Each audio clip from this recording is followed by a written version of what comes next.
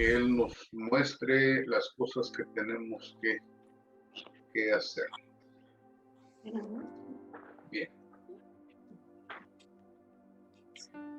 Bien, mis amados, vamos a orar, cierre sus ojitos ahí donde se encuentra y hagamos juntos la oración. Bendito Dios y Padre nuestro, te damos gracias, Señor, por el privilegio que tenemos de poder estar en tu presencia, mi Dios. En tu presencia hay plenitud de gozo. En tu presencia, Señor, nosotros tenemos las mayores victorias, mi Dios. Te rogamos que tu gracia sea abundante, mi Dios. Que los cielos estén abiertos, Señor, para que nosotros podamos ser receptores de tu palabra, de tu verdad, en el nombre poderoso de Jesucristo. Amén. Amén. Bien, mis amados. Amén. Vamos a dar inicio, mis amados, con nuestra clase, las 7 iglesias del Apocalipsis. Recuerden que esto es un misterio, las 7 iglesias y las 7 estrellas en la diestra de Dios. Ambas pertenecen a uno de los 12 misterios de la Biblia. Así que, mis amados, vamos a iniciar con nuestro primer versículo. El misterio de las 7 iglesias. Apocalipsis capítulo 1, verso número 20. Dice así: el misterio de las 7 estrellas que has visto en mi diestra y de los 7 candeleros de oro. Las 7 estrellas son los ángeles de las 7 iglesias. Y los 7 candeleros que has visto son las 7 iglesias. Mire qué interesante es cómo trabaja el Señor. Bien, mis estimados pastores, en Asia Menor se levantaron obras tan importantes como las que menciona el apóstol Juan. Y estas son las 7 iglesias que nos menciona el libro de Juan. Y tenemos a la iglesia de Éfeso, Esmirna, Pérgamo, Tiatira, Sardis, Filadelfia y la Odisea. Fíjense que esto es interesante, mis estimados pastores, porque la imagen que usted ve detrás de estas palabras ahí en su pantalla son las Pléyades. ¿Alguno de ustedes ha investigado un poco o indagado acerca de esta constelación de estrellas llamadas las Pléyades? Yo personalmente no, la verdad no tengo idea, pastor. Honestamente se lo digo. Bien, recuerde también, si no me equivoco, el libro de Job también hace mención de las constelaciones. Se menciona a las Pléyades. Ahora bien, ¿qué significa Pléyades? Pléyades significa las 7 hermanas, que son 7 estrellas que se ven visiblemente desde la tierra en el cielo. Quiere decir que se ven muy sobresalientes. Ahora fíjese que esto es interesante. ¿Por qué? Porque la Biblia dice que los cielos cuentan la gloria de Dios. Déjeme repetirle. La Biblia dice que los cielos cuentan la gloria de Dios. Amén, amén, amén. Y esta constelación, la constelación de las Pléyades, esta constelación se encuentra cercana o forma parte de la constelación de Taurus. Fíjese que cuando nosotros hablamos de estas constelaciones que se han estudiado por milenios, han sido estudiadas las constelaciones. Hay por lo menos 80 constelaciones u 81 constelaciones que están siendo estudiadas por astrónomos. Cuando, repito, la escritura dice que los cielos cuentan la gloria de Dios, quiere decir que hay mensaje en las estrellas. Pero Satanás, que el Señor lo reprenda esta noche, este personaje ha desviado esa enseñanza para convertirla en adivinación. Y hoy en día se utilizan las constelaciones para utilizarlas como un fetiche de adivinación. Fíjese qué terrible es este personaje que trata de pervertir todo lo que Dios ha hecho. Y repito, esta constelación de las Pléyades se encuentra, hermanos amados, dentro de la constelación de Taurus. Y cuando hablamos de Taurus, estamos hablando del toro o del buey. Y qué tremendo es, ¿por qué? Porque las 7 iglesias, mis amados, uno de los principales objetivos es servir a Dios para predicar el evangelio. ¿Por qué? Porque el buey está relacionado con el servicio. Por eso uno de los 4 querubines que están alrededor del trono de Dios, uno de ellos tiene cara de buey, porque está hablando del servicio. Jesucristo vino en 4 facetas a manifestarse: como león, como águila, como hombre y como buey. Y el buey, repito, simboliza el servicio. Bien, cuando usted ve las Pléyades, mis amados, y las coloca en el mapa de donde se encuentran las 7 iglesias de Asia Menor, usted se da cuenta que las Pléyades coinciden con las 7 iglesias que se encuentran actualmente geográficamente en el país de Turquía. Hoy solo hay ruinas en aquel lugar de lo que antes fueron, mis amados, ciudades donde la gloria de Dios brilló poderosamente. Bien. Mis amados, el candelero de Éfeso. Recuerden que son las 7 iglesias. Vamos a hablar del candelero de Éfeso.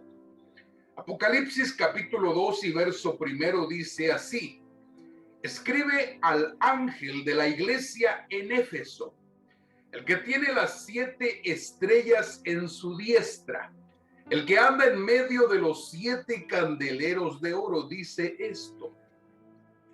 Ahí comienza el mensaje, mis estimados, para la iglesia de Éfeso. Ahora bien, Éfeso, mis estimados pastores, significa deseada, anhelada. En otras palabras, Éfeso se le podía considerar como la iglesia deseada. ¿Sí me explico?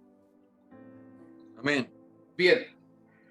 Es especialmente significativa la ciudad de Éfeso para el estudiante de las Escrituras, como la ciudad donde el apóstol Pablo llevó a cabo su ministerio más extenso, 2 años y 3 meses, en Hechos 19:8 al verso 10, y desde la cual evangelizó buena parte del Asia. Fue también el lugar de residencia del apóstol Juan durante los últimos años de su vida. Pues fíjese qué tremendo, qué poderoso avivamiento había en la ciudad de Éfeso. No tenían, hermanos amados, cualquier personaje, tenían al apóstol Pablo. Pablo era maestro, también era apóstol y también era predicador, fíjese. Entonces Pablo dice que pasó mayor tiempo en Éfeso. Y Pablo escribe una epístola a esta iglesia, la deseada. Escribe una epístola donde se constituyen los 5 ministerios. Esa carta fue escrita en el año 62 o 63 después de Cristo. Fíjese qué interesante es.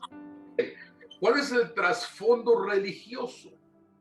Éfeso estaba en el gran camino que iba del norte al sur en el Asia Menor occidental y controlaba el comercio que fluía hacia el interior del Asia Menor, a lo largo de los valles Meander y Licus. Religiosamente fue un gran centro de culto para la adoración de Diana de los Efesios, o también llamada la diosa Artemisa, que es la diosa de la fertilidad. Mis amados pastores, quiere decir que la ciudad de Éfeso tenía una potestad muy fuerte, una potestad que nosotros la conocemos en el libro de Jeremías como la reina del cielo. Cuando una potestad se cierne sobre una ciudad, sobre una nación, sobre un país, sobre un continente. ¿Por qué? Porque son potestades que gobiernan ciertas regiones de la tierra. México lamentablemente tiene una potestad, mis amados, que tiene que ser derrocada mediante la paternidad de nuestro Padre Celestial y los creyentes que se levanten creyendo esta gran verdad. Pero mire qué tremendo es. ¿Por qué? Porque Éfeso se encontraba bajo ese contexto religioso, espiritual, y también había mucho ocultismo. Es ahí donde se predicó el evangelio y trajeron muchas cosas, mis amados, libros que fueron quemados, que fueron destruidos. ¿Por qué? Porque ese lugar también se practicaba la magia, la hechicería. Los libros fueron quemados cuando la gente se convirtió al Señor Jesucristo. Ojalá y así pasara también en este tiempo, hermano, pero la gente no quiere ni despojarse de su CD de Vicente Fernández, ¿verdad? Porque como se los autografió, pues no se quiere deshacer de esas cosas tan terribles. Pero bueno, aquí no hay ninguno de esos. Diga, aquí no hay ninguno de ellos. No, absolutamente ninguno. Bendito el nombre del Aquí no hay Señor. ninguno. No hay ninguno aquí. Gracias, por eso me gusta predicar con ustedes, amados. Bien. Miren lo que dice, mis amados, el mensaje a Éfeso. Vamos a ver todo lo que es los 6 versículos que se están mencionando. Vamos a leerlos todos, ¿verdad? Para que usted tenga una comprensión de lo que vamos a estar hablando. Porque el día de hoy, mis estimados pastores, solamente nos alcanza para poder estudiar la iglesia de Éfeso. Bien, aquí nos dice nuestro hermano Tony que está presente. Dios te bendiga, siervo del Señor. Qué alegría poder tenerte con nosotros. Bien. Amén, amén. El mensaje de Éfeso, mis amados pastores. Apocalipsis capítulo 2 y verso 2. Recuerda que el primer verso nos habla acerca del Señor, el que tiene las 7 estrellas en su diestra y el que se pasea en medio de los candeleros. Bien, verso 2 dice así: yo conozco tus obras y tu arduo trabajo y paciencia, y que no puedes soportar a los malos, y has probado a los que se dicen ser apóstoles y no lo son, y los has llamado mentirosos. Has sufrido y has tenido paciencia, y has trabajado arduamente por amor de mi nombre, y no has desmayado. pero tengo contra ti que has dejado tu primer amor. Recuerda, por tanto, de dónde has caído y arrepiéntete y haz las primeras obras, pues si no, vendré pronto a ti y quitaré tu candelero de su lugar si no te hubieres arrepentido. Pero tienes esto, que aborreces las obras de los nicolaitas, las cuales yo también aborrezco. El que tiene oído, oiga lo que el Espíritu dice a las iglesias. El que venciere le daré de comer del árbol de la vida, el cual está en el paraíso de Dios. Fíjense qué tremendo mensaje. Bien, mis estimados pastores, este mensaje que entrega el apóstol Juan, entrega al ángel de la iglesia. Usted se recuerda que cuando nosotros hablamos del ángel de la iglesia, estamos hablando del ángel siervo, no del ángel cobertura, sino del ángel siervo, el hombre. Bien, tenemos entonces este mensaje que se va a dimensionar, mis amados pastores, en 7 puntos. Estas son las 7 dimensiones del mensaje a la iglesia de Éfeso. Mire qué maravilloso es. Las 7 dimensiones del mensaje a la iglesia de Éfeso. Bien, vamos a ver punto por punto, mis estimados. Número 1, la observación. Número 2, la acusación. Número 3, el consejo. Número 4, el castigo. Número 5, la pureza doctrinal. Número 6, el desafío. Y número 7, la recompensa. Fíjense qué tremenda dimensión a la que el Señor está llevando a la iglesia de Éfeso. Ahora quiero que tome nota en esto que le voy a decir o que le voy a explicar. Cuando el Señor va a arrebatar a su iglesia, que nosotros ya hemos hablado de esto, y que yo siento, mis estimados pastores, que necesitamos recalcarlo más fuerte otra vez, porque noto que hay ciertas dudas, todavía ciertos a situaciones que tal vez no alcanzamos a comprender. Pero quiero decirle que cuando el Señor Jesucristo envía el mensaje a las 7 iglesias, es porque las quiere perfeccionar. Recuerde que Cristo no se va a casar con una iglesia imperfecta, no. Él viene por una iglesia sin mancha, sin arruga. Él viene por una iglesia que se ha consagrado y que ha madurado. Jesús no se va a casar con una niña, se va a casar con una mujer que ha madurado en el camino. Por eso cuando hablamos nosotros acerca de este personaje del Antiguo Testamento llamado Moisés, dice la Escritura que Moisés se casó con una de las hijas de Jetro. Y Jetro, mis estimados pastores, tiene 7 hijas. Y fíjense que a Moisés le dan la mayor. Fíjense, le dieron la más grande, la madura le dieron a Moisés. Quiere decir que él tenía posiblemente para escoger entre las 7 hijas de Jetro.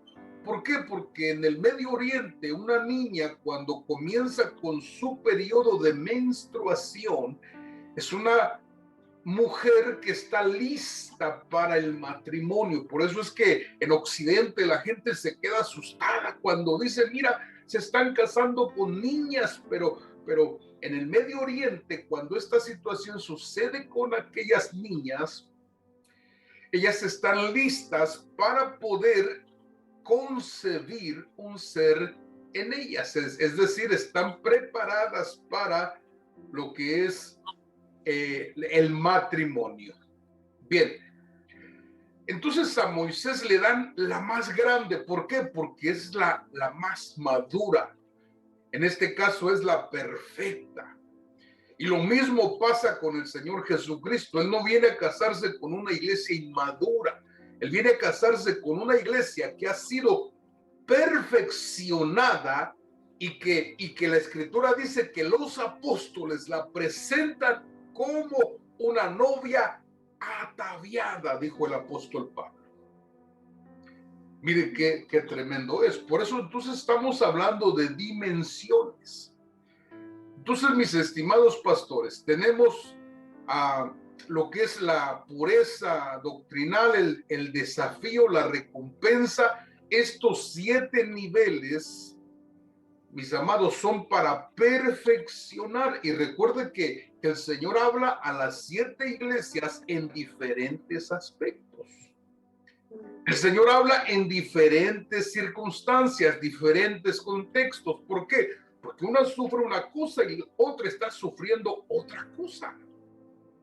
No es lo mismo, pero converge para todos el mensaje, porque todas las iglesias son una, representando la iglesia de todos los tiempos, tanto la iglesia del pasado como la iglesia del presente y la iglesia del futuro. Si usted me entiende, dígame amén. Amén, amén. Bien, mis amados, vamos a ver entonces la primera dimensión de la iglesia de Éfeso. La primera dimensión es la observación. Apocalipsis capítulo 2 y verso 2. El Señor le dice a la iglesia, yo conozco. Fíjese, yo conozco. Entonces, cuando vamos a buscar la palabra conocer, en el griego es la palabra jorao. También se pronuncia la letra J como K, como corao. Y significa discernir claramente. En otras palabras, el Señor le está diciendo a la iglesia de Éfeso, yo discierno claramente tus obras. Miren qué tremendo es el Señor. Por eso Él se encuentra en medio del candelero. Mire, al Señor nosotros no le vamos a poder dar cuento. ¿Por qué? Porque Él discierne claramente. Bien, usted me puede indicar esta noche qué significa la palabra discernir. ¿Quién me ayuda esta noche, por favor?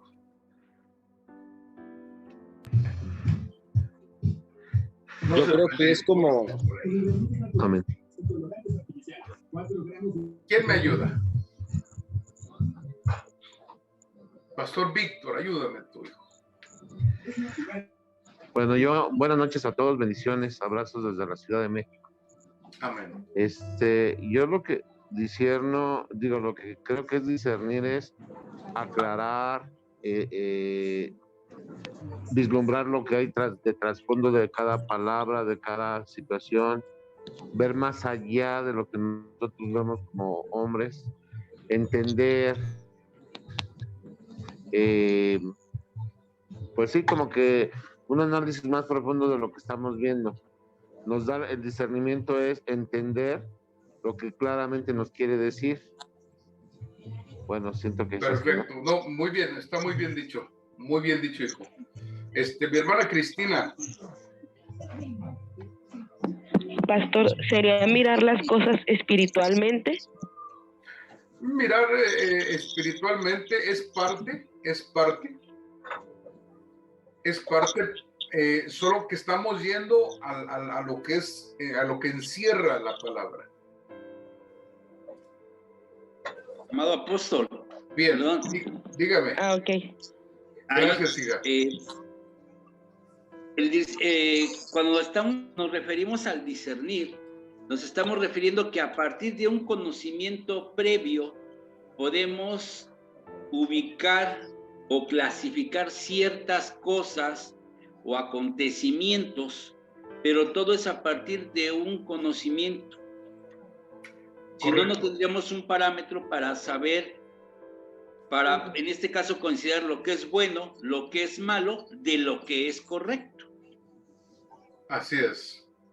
Pastor, yo diría que, Pastor, Dígame. un análisis, sería como un análisis profundo, un análisis exhaustivo, algo que entre directamente a rebuscar internamente lo que se está analizando, ¿no? Sí.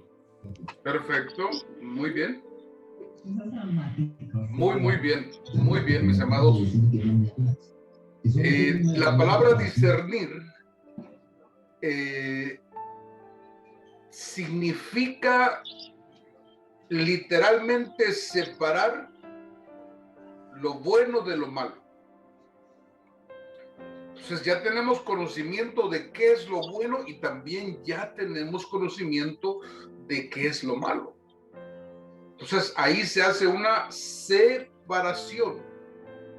Discernir es separar entre la cosa buena y la cosa mala.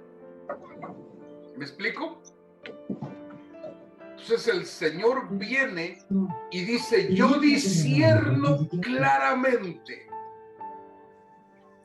Y le dice a la iglesia de Éfeso, discierno claramente 5 cosas. 5 cosas discierno. Y se menciona, número 1, tu arduo trabajo. Número 2, tu paciencia.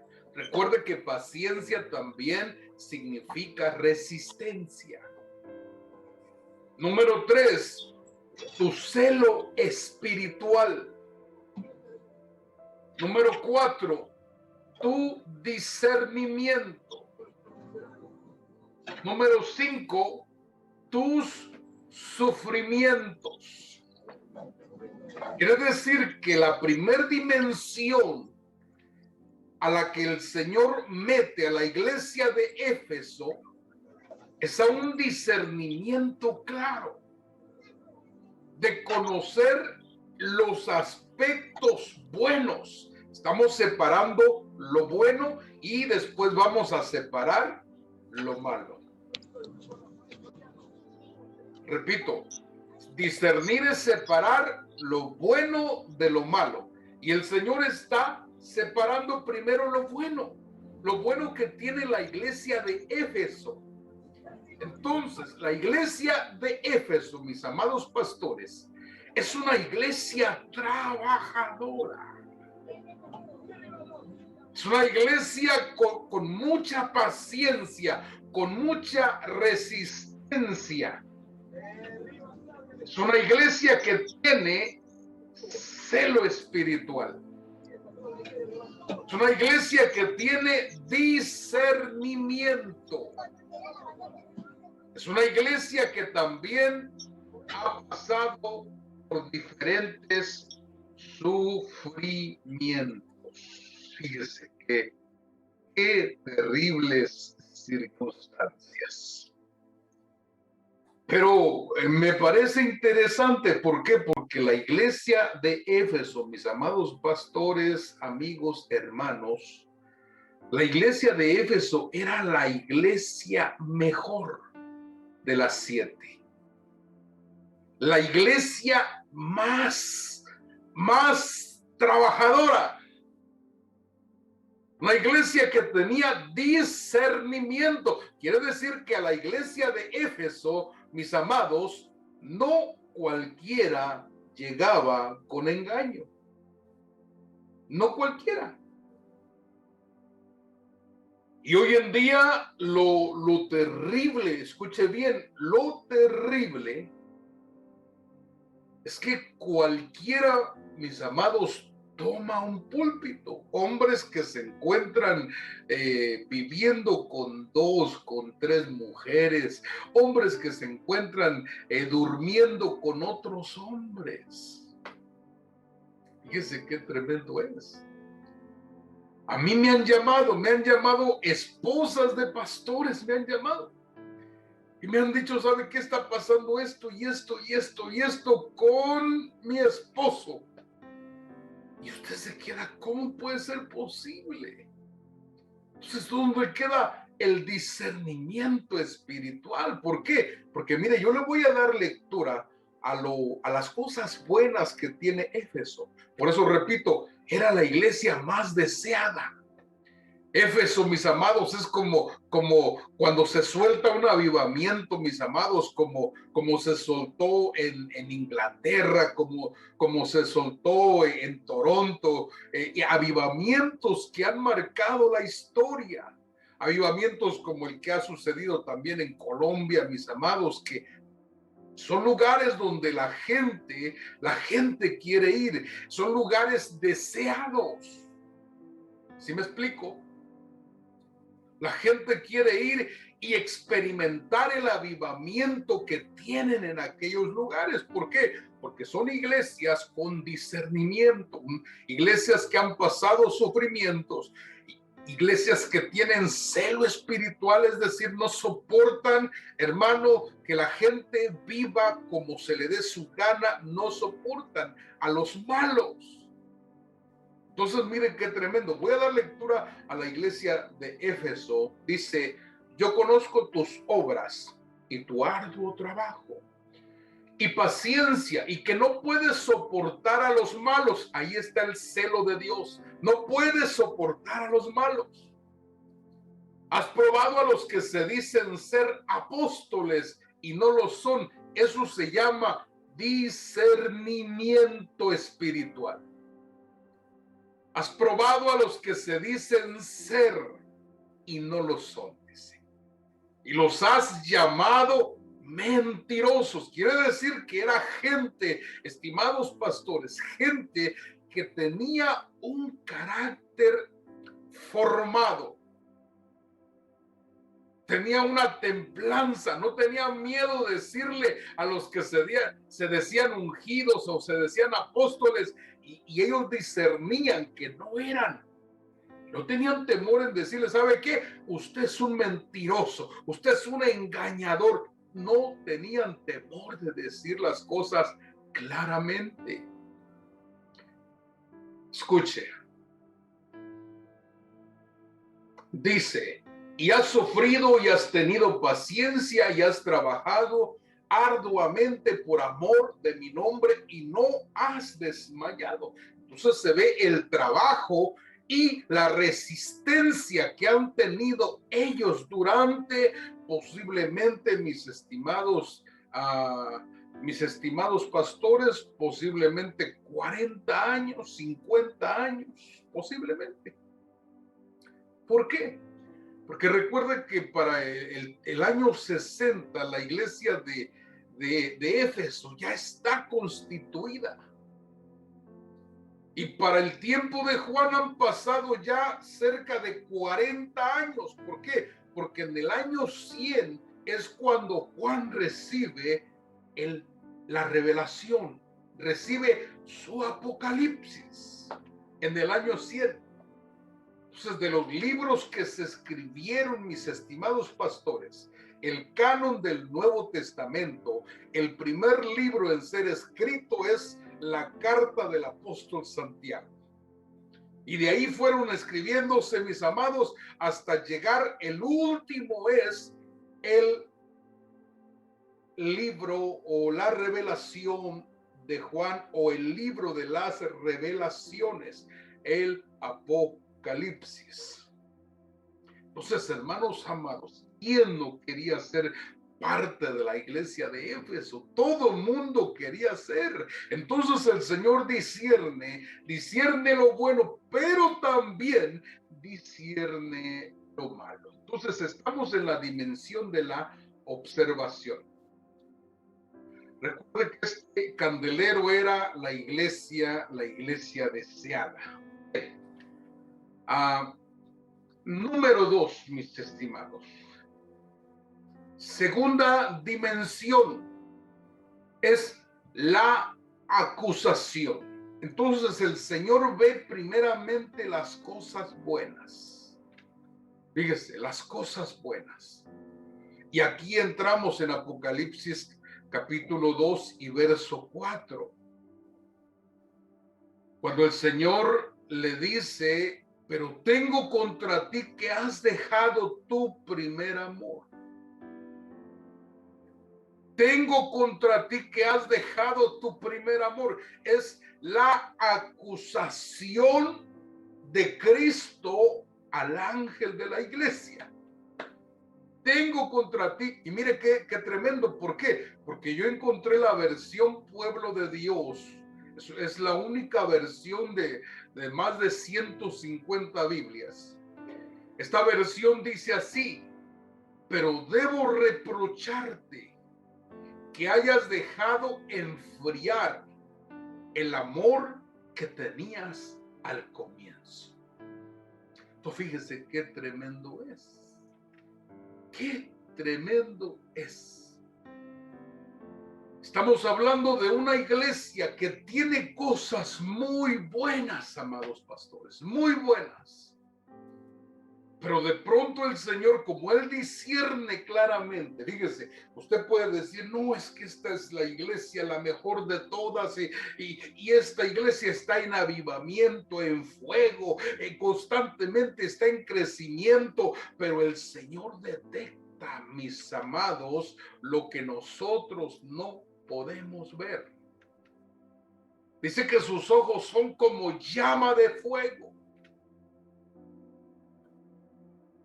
Y él ve que la iglesia se encuentra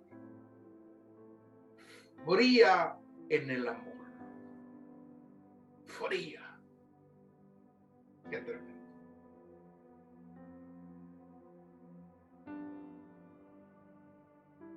Yo le pregunto esta noche, ¿usted ha desayunado con tortillas frías?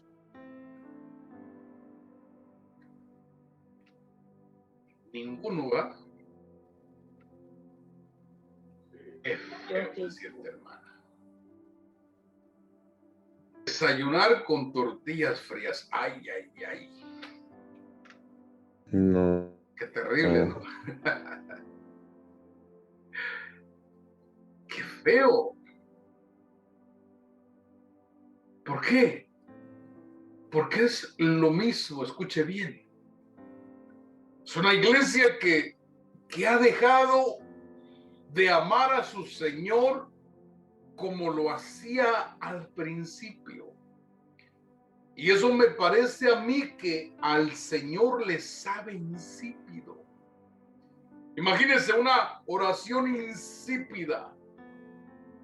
Una oración, mis estimados, que no tiene sentido. Simplemente es una oración quizá por rutina, una oración que, bueno, vamos a orar y qué tremendo. ¿Por qué? Porque el Señor discierne que es un amor que se ha enfriado. Este es el reclamo, la acusación del Señor. Tengo contra ti que has dejado tu primer amor. Quiere decir que no eres como al principio. ¿Por qué? Porque al principio, mis amados pastores, la gente cuando tiene una conversión, ellos están dispuestos a entregarlo todo.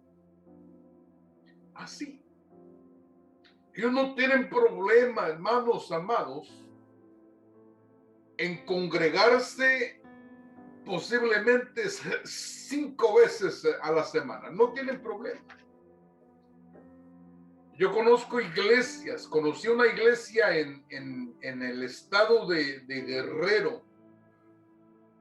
Una iglesia, mis amados, en la sierra, en la parte alta de Guerrero, cerca del río Balsas.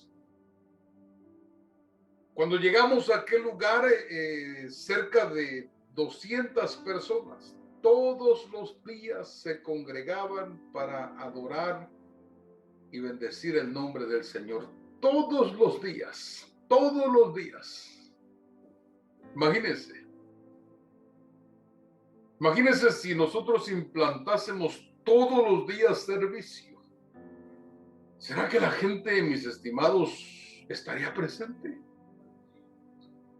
¿Será que la gente estuviese con el mismo fervor de que, gloria a Dios, ya van a abrir la iglesia, vamos a gozarnos? Y te das cuenta que la cosa no es así. ¿Por qué? Porque se ha enfriado el amor. Siempre se compara el amor primero se compara siempre con la relación matrimonial, siempre. ¿Por qué? Porque en el primer amor, fíjese, en el primer amor del noviazgo, los primeros meses de la relación, cuando la pareja se junta y comienzan a vivir juntos, etcétera. Mire, todo es paz, todo es amor, todo es tranquilidad, hay mucha paciencia, hay mucha tolerancia, etcétera. Eso es en el principio. De pronto me llama un joven y me dice, hermano, ¿sabe qué? Me separé de mi esposa porque no la aguanto, dijo él, ya no la aguanto, dijo, ya no es como era cuando éramos novios. Le dije yo, qué tremendo. ¿Por qué? Porque el amor, mis estimados amigos y hermanos, el amor se tiene que cultivar día tras día. El amor se tiene que cuidar. Estoy hablando del amor eros, el amor de relación entre el hombre y la mujer. Se tiene que cuidar día tras día. Es como aquella planta que necesita ser regada con poquita agua, no mucha, porque si no se ahoga. Pero tampoco que no le falte su regadita, que no le falte su agüita. ¿Por qué? Porque si no tiende a secarse. Hay que cuidarla de las plagas. Hay que cuidarla muchas veces del sol. ¿Por qué? Porque puede ser que el sol la queme también. Entonces, la relación, hablando de en cualquier ámbito, la relación se tiene que cultivar, se tiene que cuidar. En el matrimonio existe el amor joven, que es cuando das todo por ella y ella da todo por él y todo está bien. Pero después del matrimonio pasa a un amor diferente, donde es un amor de relacionamiento, donde hace falta ella y hace falta él. ¿Por qué? Porque están acostumbrados a ambos. Pero hay un amor maduro. Fíjese qué tremendo. Cuando se llega al amor maduro, es cuando hay entendimiento. Cuando realmente hay paciencia. ¿Por qué? Porque hay madurez para afrontar los problemas. Ya no hay reclamo, ya no te conviertes en el demandante que ámame, bésame, abrázame, quiéreme, ayúdame, sácame. Ya no. Es un amor maduro, ha madurado. Si se puede bien, si no se puede, no hay problema. No me quita el gozo. Es un amor diferente, pero para llegar a ese punto, amados pastores, hay que trabajar todos los días. Todos los días. Lo mismo es la relación con el Señor. Hay que trabajar todos los días. Todos los días debemos trabajar en la relación entre nuestro Padre Celestial y nosotros, que no se deje apagar. Usted me pregunta, hermano, ¿usted ha pasado por donde se ha enfriado su amor? Claro. Claro que sí, yo creo que todo mundo, mis amados, hemos pasado por esas circunstancias y tenemos que recapacitar y volver a enamorarnos del Señor.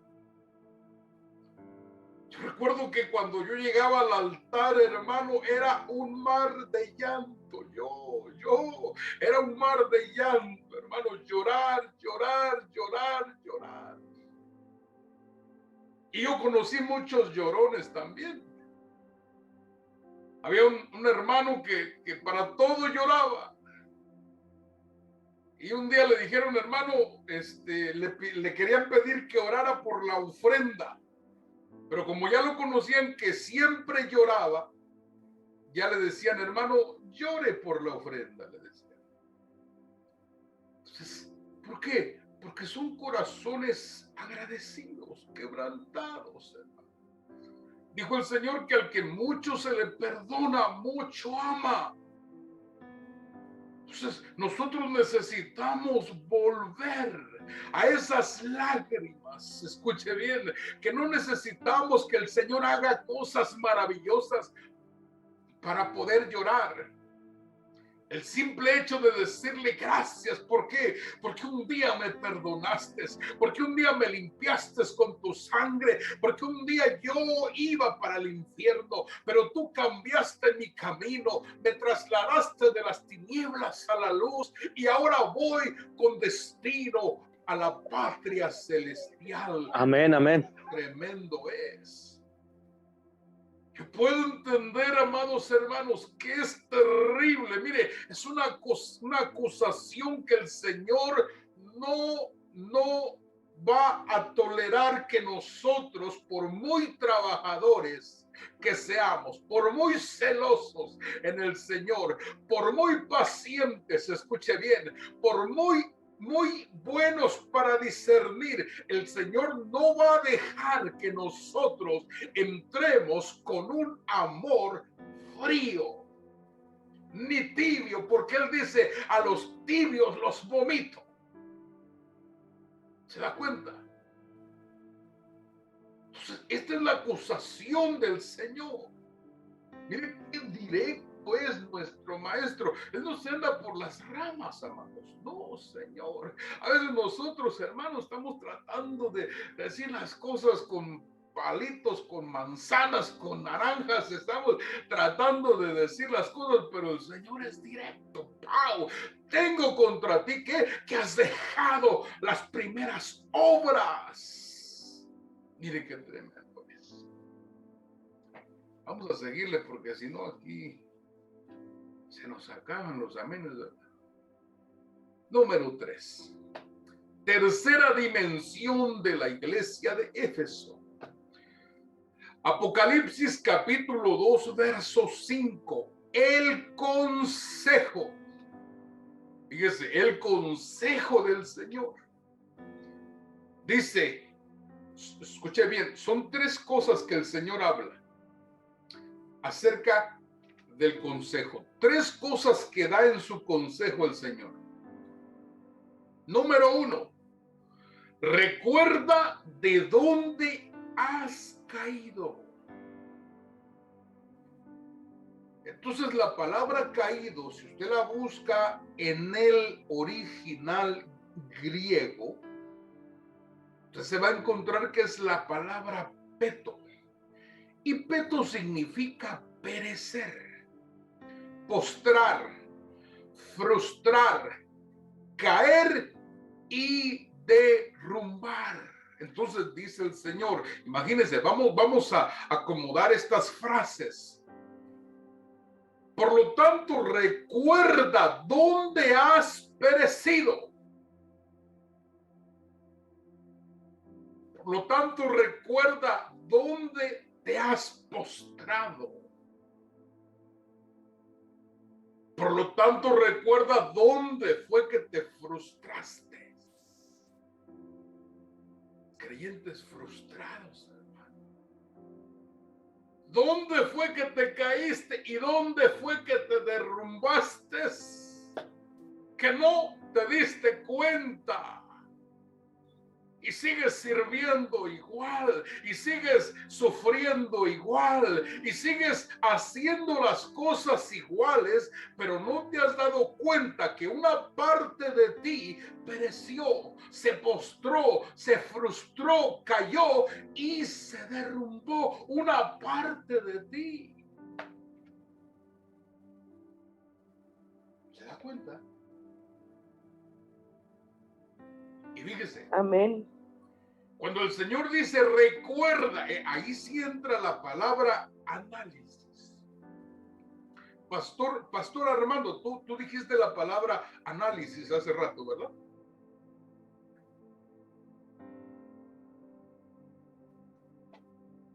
Fíjese que la palabra recuerda está diciendo, hagan un ejercicio de memoria. Fíjese qué tremendo. Hagan un ejercicio de memoria. Hagan ejercicio con la memoria. ¿Para qué? Para recordar dónde fue que caímos. Y esto se puede representar como una empresa, mis estimados amigos y pastores, que hacen inventario. Cuando usted va a una tienda departamental, cuando va usted a una tienda que continuamente la visita con esa libertad que tiene, de repente se encuentra las puertas cerradas y mucha gente adentro caminando, y hay un documento en la entrada que dice cerrado por inventario. Quiere decir que la gente está trabajando allá adentro. La gente está trabajando,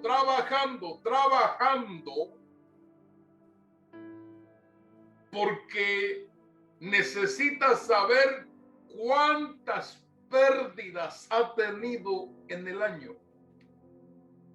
¿Qué cosas se han estancado? ¿Qué cosas hay que sacar?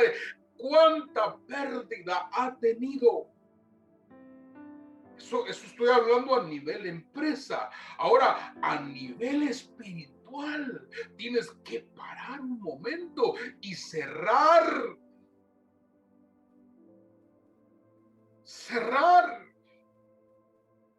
y hacer un análisis introspectivo y analizar, hacer un ejercicio de memoria. ¿Dónde fue? ¿Cómo fue que tuve yo tal pérdida del primer amor? Qué tremendo. El segundo consejo que el Señor da a la iglesia de Éfeso fue: arrepiéntete. Arrepentirse es cambiar de condición. Cambiar de condición, inclusive cambiar de dirección. Creo que voy bien, pero resulta que el Señor dice: tengo contra ti. Bueno, hago cambios. Me arrepiento. Hago cambios. Número 3, haz las primeras obras. Entonces, mire cómo dice la versión del lenguaje sencillo. La versión del lenguaje sencillo dice así: por eso acuérdate de cómo eras antes y vuelve a obedecer a Dios y deja de hacer lo malo y compórtate como al principio. Porque uno cuando llega a los pies de Cristo, hermano, no le cuesta trabajo perdonar, ¿sí o no? No le cuesta, hermano, trabajo perdonar. Pero va pasando el tiempo, ay, Dios mío. Le dice usted, perdóname. ¿Y qué le dicen? Déjame orar.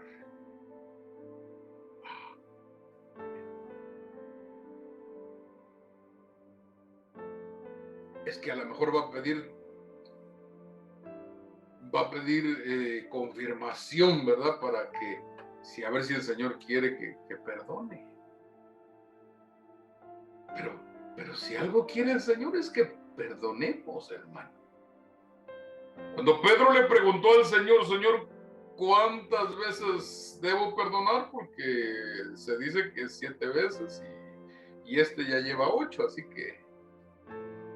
Y el Señor dijo, no te digo que 7 veces, sino 70 veces 7.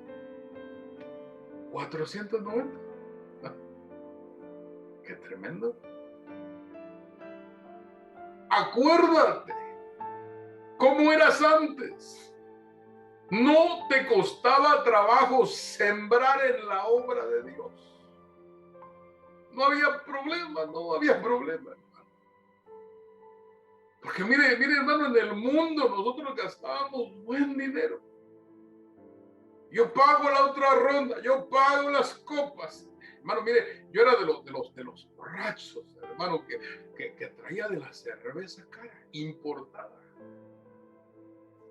Y los otros compañeros que eran borrachos como yo, hermano, me decían, ay, mira qué tremendo, este sí sabe. Y me echaban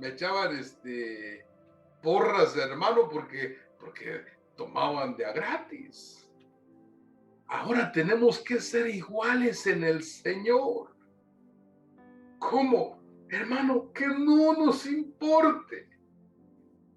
Que tenemos que hacer esto, hagámoslo. Que tenemos que ir allá, vayamos. Que tenemos que, hermano, hagamos las cosas con un corazón dispuesto, sencillo, sin dejarnos, hermano, de tantas cosas y tantas burocracias cristianas que hoy en día, hermano, están causando problemas en vez de soluciones. Vamos a la cuarta dimensión, hermano. El castigo del mensaje. Recuerde, cuarta dimensión del mensaje a Éfeso. El castigo.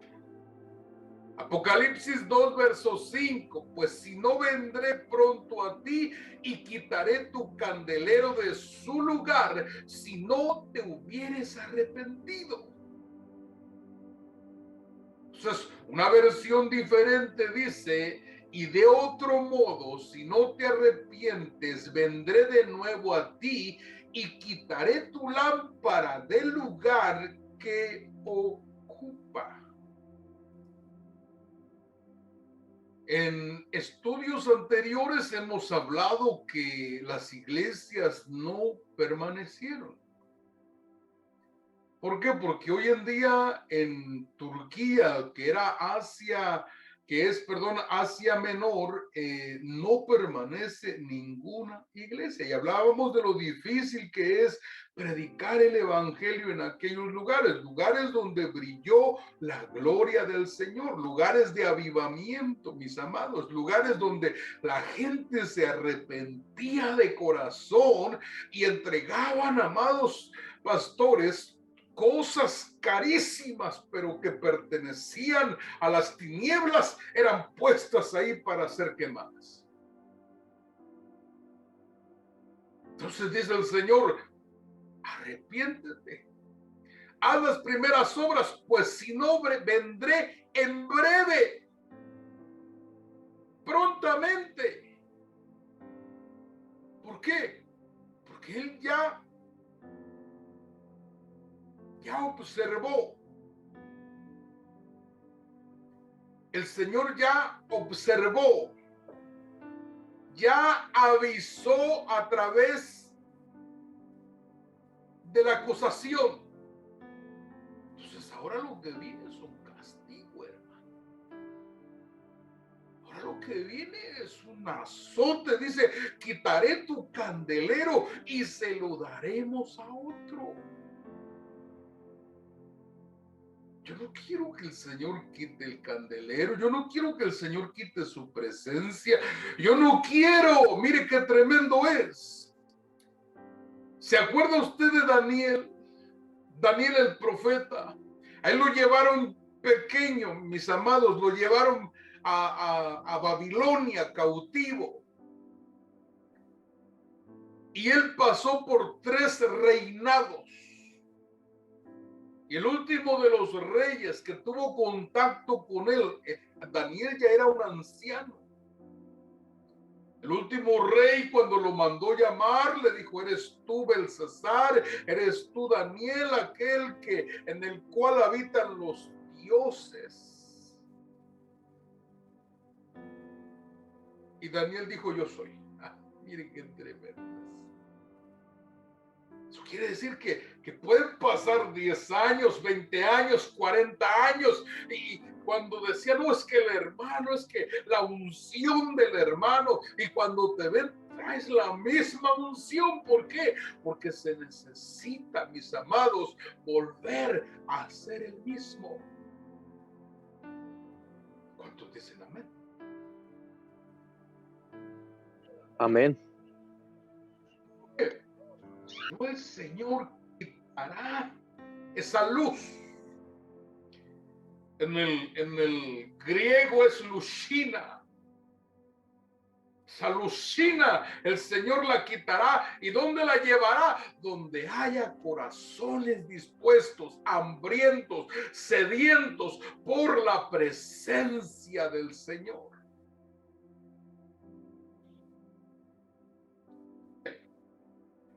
Quinta dimensión, número 5, la pureza doctrinal. Fíjense que esta iglesia, qué tremendo es. Apocalipsis capítulo 2, verso 6. Pero tienes esto, que aborreces las obras de los nicolaitas. Esta iglesia se mantuvo pura doctrinalmente. Por eso es una iglesia que tenía discernimiento espiritual.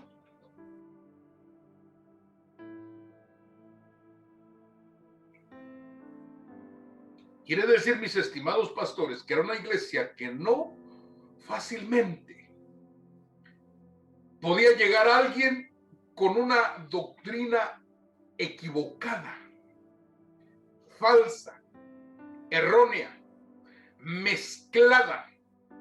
No. Fíjese qué tremendo es. Los nicolaitas, no como basada, la palabra nicolaitas, no como basada en el nombre de un individuo llamado Nicolás. Es más bien una palabra descriptiva y compuesta. Nico significa vencedor en griego y laos significa pueblo. Traducido sería seguidores del vencedor. Bien, se cree que Nicolás, mis amados pastores y amigos, Nicolás, uno de los 7 diáconos que escogieron para servir a las mesas, según los padres de la Iglesia Apostólica, en sus relatos, ellos dicen, y en sus historias ellos dicen, que este personaje hizo una secta del Evangelio del Señor. Y esa secta era conocida como los nicolaitas, los seguidores del vencedor. ¿Quién era ese vencedor? Este personaje llamado Nicolás. Nicolás, mis amados, repito, era uno de los 7 diáconos que escogieron para servir a las mesas y que los apóstoles se dedicaran a la oración y a la enseñanza. Ahora bien, la enseñanza de los nicolaitas es algo que el Señor aborrece. Mire qué tremendo y qué tan perverso y qué tan significativo tiene que ser para nosotros, siendo que el Señor de los ejércitos, Él se detiene en el mensaje para decir que él aborrece la doctrina de los nicolaitas. Porque estos personajes, amados hermanos, o practicantes de esta doctrina, dice la Escritura, que estos descendieron a las profundidades de Satanás. Entonces, según los padres apostólicos, en la historia de la iglesia, se mencionan aspectos heréticos en esa doctrina. Una de ellos o de ellas era que podían comer de lo sacrificado a los ídolos, a los demonios.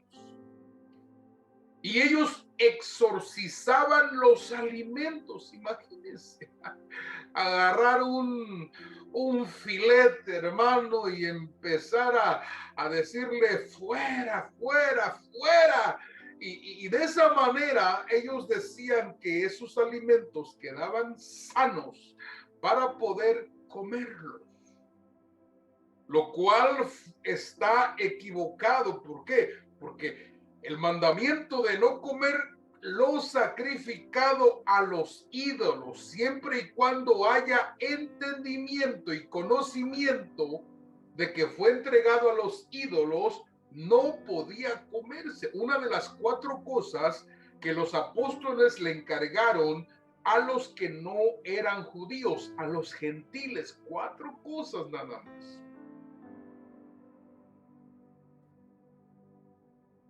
No comer cosas sacrificadas a los ídolos.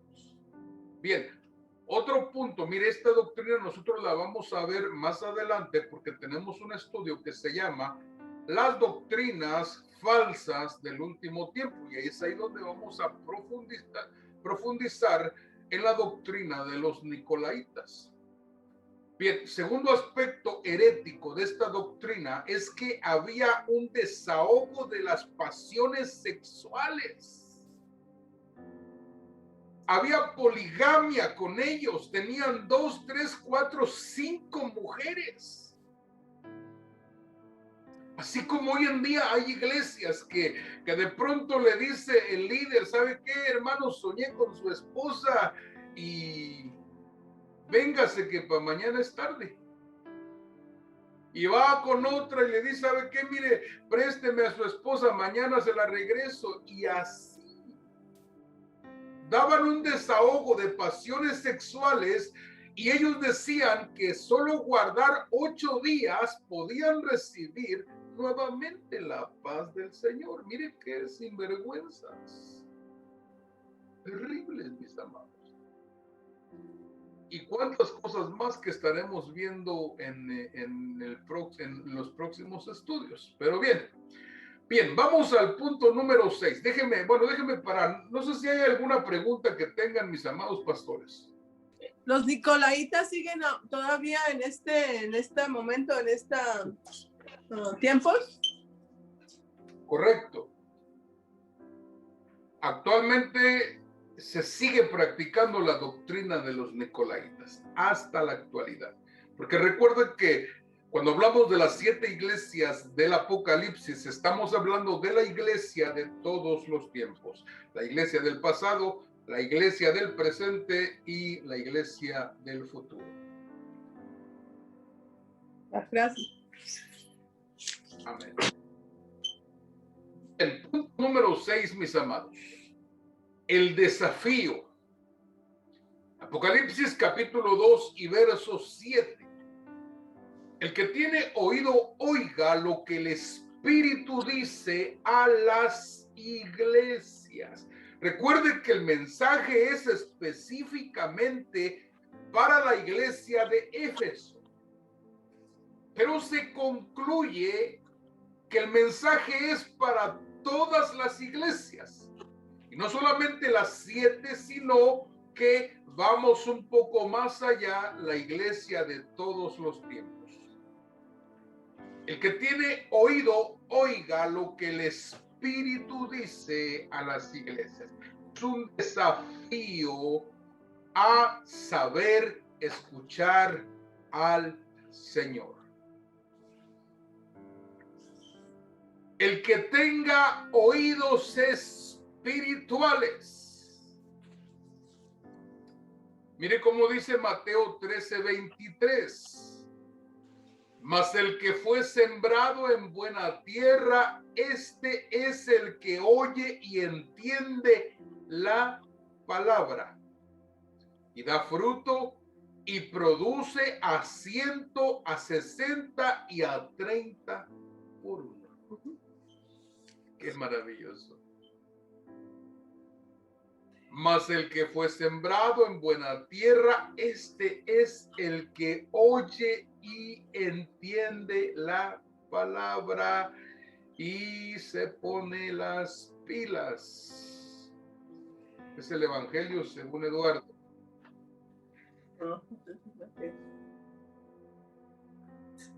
Fíjese qué tremendo es. Es un desafío. Es un desafío. ¿Por qué? Porque no podemos ser rebeldes al mensaje del Señor. Yo les decía en estudios pasados que un caído no es el que anda tomando, el que anda fumando, el que recayó para drogarse. No, un caído es el que ha dejado su primer amor.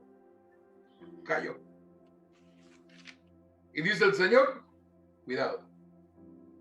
¿Por qué? Porque si persistes en caminar así, voy a quitar la luz que he puesto en ti. Y qué tremendo. Mas el que fue sembrado en buena tierra, este es el que oye, entiende la palabra y da fruto. Pues tenemos dos ramas: los oídos espirituales y los oídos carnales e incircuncisos. Oídos duros e incircuncidados dentro de las congregaciones Mensaje a la Iglesia de Éfeso. Hechos capítulo 7, verso 51. Dijo el Señor: duros de cerviz e incircuncisos de corazón y de oídos, vosotros resistís siempre al Espíritu Santo, como vuestros padres, así también vosotros. Duros de cerviz quiere decir orgullosos, e incircuncisos de corazón, carnales, y de oídos. Quiere decir que hay orgullosos de oídos y carnales de oídos también. Y ahí tiene usted, mire aquí. ¿Por qué? Porque no todos quieren oír lo que el Espíritu Santo dice. La gente quiere escuchar cosas que le convienen. Pero recuerde que el Señor discierne claramente. Y Él dice: has caído de tu primer amor. Entonces nosotros podemos ser de oídos duros y incircuncidados, o podemos ser de oídos espirituales y circuncidados. Decía Pablo que debemos escuchar con oídos circuncidados. Bien, número 7, mis amados, y termino ya. La séptima dimensión del mensaje a la iglesia de Éfeso, la recompensa. Apocalipsis capítulo 2 y verso 7. Apocalipsis capítulo 2, verso 7. Al que venciere le daré de comer del árbol de la vida, el cual está en medio del paraíso de Dios. Recuerde que este árbol, mis estimados pastores, se encontraba en el huerto de Edén. El Señor dijo: de todo árbol podrás comer, menos del árbol del conocimiento del bien y del mal. Pero dice la Escritura que el Señor plantó árbol delicioso para comer, también el árbol de la vida que está en medio del huerto, y el árbol de la ciencia del bien y del mal. Quiere decir que Adán, después, mis amados, pienso yo que de ciertas pruebas, perseverancia y otras cosas, el bien podía comer, es decir, llegando a una madurez, él podía comer del árbol de la vida. La única prohibición era no comer del árbol del bien y del mal. Pero cuando Adán pecó, entonces cerraron para que él no alargara su mano y comiera del árbol de la vida y viviera eternamente en pecado. Bien, ¿quiénes son los vencedores? Qué maravilloso es, al que venciere. ¿Quiénes son los vencedores? Según Primera de Juan, capítulo 5, verso 4. Porque todo lo que es nacido de Dios vence al mundo. Y esta es la victoria que ha vencido al mundo, nuestra fe. Juan 5:5 dice, ¿quién es el que vence al mundo? Sino el que cree que Jesucristo es el Hijo de Dios. Qué maravilloso es el Señor.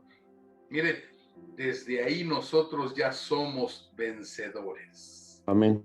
Amén. Desde Amén. allí, desde creer que Jesucristo es el Hijo de Dios, ya llevamos ventaja, mis amados. Amén. Y mucho más cuando dice Pablo, y nosotros somos más que vencedores. ¿Por qué? Porque los sufrimientos jamás nos alejaron de buscar a nuestro Señor. Ni siquiera el hambre, ni la desnudez, ni nada, ni cuchillo, hermano. Más que vencedores. Qué tremendo. Bien. Termino, mis amados, y quiero saber si hay preguntas al respecto. No tengo por ahora, no está bien por ahora para mí. Bien, ¿Todo bien? Pastor Armando, ¿todo bien? Sí, sí, pastor. Perfecto. Perfecto. Mi hermana Elena, ¿todo bien? Sí, pastor, gracias. Qué Gracias. bueno, sierva, qué bueno. Mi hermana Cristina. Sí, pastor, todo está entendido. La verdad, me Gloria a sorprendo Dios. cada día más de lo que tiene la palabra de Dios para enseñarnos y alumbrarnos el entendimiento. Gloria a Dios, qué bueno, qué bendición. Pastor Víctor Mora, bien, mis amados pastores, ¿qué les parece si hacemos una oración y que el Señor me los bendiga a cada uno de ustedes? Y quiero pedirle por favorcito que levante sus manos ahí donde se encuentra. Y démosle gracias al Señor. Mi esposa, la pastora Ana Paula, hablé con ella antes de iniciar la transmisión. Me pidió que les diera un saludo a ustedes.